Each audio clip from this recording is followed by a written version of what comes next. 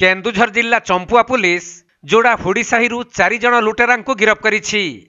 एही लुटेरा माने गत 21 तारिख में तेजराती दुकानी देवदत्त गिरी को बंदूक देखाई 3 लाख टंका लुटि नहीं, जहाँकि देवदत्त राति दुकान बंद करी घर को फेरुवा बेले 8 जण दुर्बृत्त 3टी बाइक रे आसी रिमुली बाईपास निकटरे तांकु बंदूक देखाई 3 लाख टंका लुटि नहीं पळाइथिले। तेणु एने देवदत्त चंपुआ थाना अभियोग करने पर पुलिस जोड़ार विभिन्न अंचल में चढ़ाऊ कर 4 जण को गिरफ करिछि। गिरफ होइथिबा लुटेरा माने हेले जोड़ा हुड़ीसाही प्रशांत दास, कौशल सिंह, कोंदुल नालार, भाकुलु कारुआ और आजाद बस्तीर आफन अल्ली।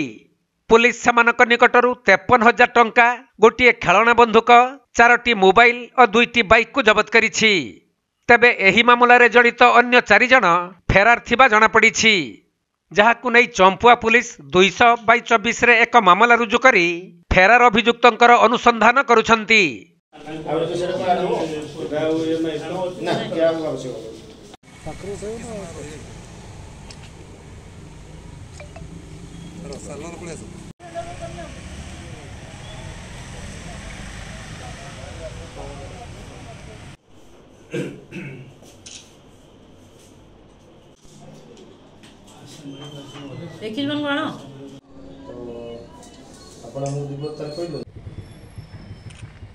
केन्दुझर जिल्लारू दीपेश कुमार बेहेरा रिपोर्ट, कोणार्क लाइव।